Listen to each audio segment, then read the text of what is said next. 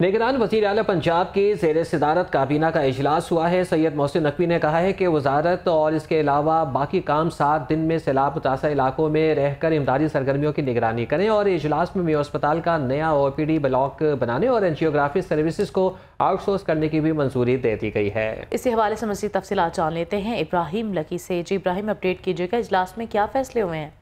आज बिल्कुल काबीना के जो है इस इजलास में 22 में काफी एजेंडा था, जिस पर मुख्तलिफ अमूर पर तबादला ख्याल करने के बाद उनकी मंजूरी दी गई, जिसमें सबसे पहले जो है पंजाब भर में सैलाब की सूरत हाल को मॉनिटर करने के लिए तमाम वज़रा को 7 दिन तक मुतासर इलाकों में रहने की हदायत की गई है और मुख्तलिफ जो है वज़रा को पहले ही मुख्तलिफ इजरा जो है वो अलॉट कर दिए गए हैं, जहाँ पर वो इमदादी सरगर्मियों और रिलीफ के काम की निगरानी करेंगी। काबीना ने रिलीफ सरगर्मियों पर इज़हार इम्तनान जो है वो जाहिर किया है। इसके अलावा रेस्क्यू 1112 समेत दीगर अदारों की कारकर्दगी को सराहा है। इसके अलावा जो है पंजाब काबीना ने मोटर व्हीकल टैक्स और प्रॉपर्टी टैक्स की अदायगी पर 5% रियायत जून 2024 तक बरकरार रखने का फैसला किया है, जबकि हॉस्पिटल का नया OPD ब्लॉक बनाने और एंजियोग्राफी सर्विसेज को आउटसोर्स करने की भी मंजूरी दी है। जबकि एक एजेंडे के मुताबिक 20 नई कैथ लैब जो है वो बनाई जाएंगी,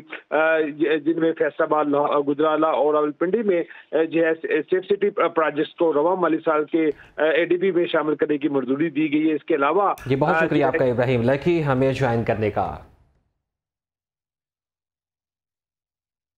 मनी लॉन्ड्रिंग ने मुल्क की मईशत को खोखला कर दिया। 30 बरसों में 180 अरब डॉलर की मनी लॉन्ड्रिंग ने मुल्क की मईशत का शरासा बखेर कर रख दिया।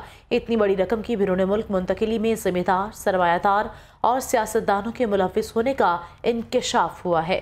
सालाना 6 अरब डॉलर बैरून मुल्क भेजे गए हैं। मजीद जानते हैं नुमाइंदा लाहौरन अशरफ मेहताब से। जी अशरफ मेहताब, आगाह कीजिएगा।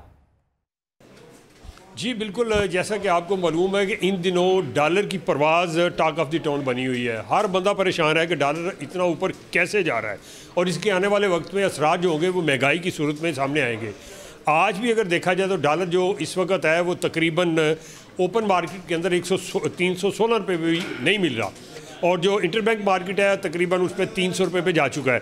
अब जो IMF की कड़ी शराइत में से एक शर्त ये भी थी कि इंटरबैंक और जो ओपन मार्केट है इसके दरमियान डॉलर का जो फ़र्क है वो तकरीबन 1 से 1.25% होना चाहिए और इसको अगर देखें तो फिर आने वाले दिनों में ये भी ज़ाहिर हो रहा है कि इंटरबैंक में भी डॉलर बढ़ जाएगा।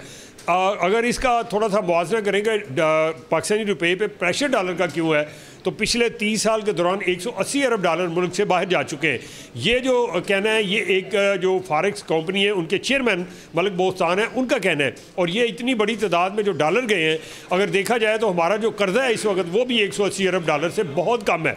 तो अगर ये परवाज़ रोक ली जाती और इस तरह से ना होता तो आज ना हम इतने कर्जे ले रहे होते और ना ही हमारा रुपया जो है वो टगे टोकरी हो चुका होता। बाकी जो अशिया है वो गरीब की पहुंच से दूर तो थी पहले ही, वो मज़ीद दूर हो जाएगी और उसके लिए फिर क्या होगा, लामाला मुल्क के अंदर अनारकी होगी।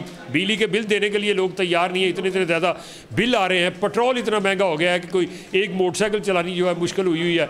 तो फिर ये आने वाले दिनों में मुल्क के अंदर अफरा तफरी का जो आलम होगा उसको फिर रोकना मुश्किल हो जाएगा और हुकूमत को चाहिए, निगरान को अभी भी डॉलर के ऊपर कोई ऐसी पॉलिसी लेके आए ताकि डॉलर की परवाज़ को रोका जा सके, उसकी कीमत को, और जो डॉलर धड़ाधड़ बैरून मुल्क जा रहा है उसको भी रोका जा सके। और हमारी एक और इसमें जो है वो उसको मद्देनजर रखना होगा कि हमारी जो बरामदात है उनको बढ़ाना होगा। तो इस तरह फिर मुल्क के अंदर अगर डॉलर आएंगे, IMF का दबाव कम होगा तो यकीनी बात है फिर डॉलर की जो कीमत है, कीमत जो ऊपर जा रही है उसमें भी कमी आएगी, वो कहीं रुक जाएगा और फिर आने वाले।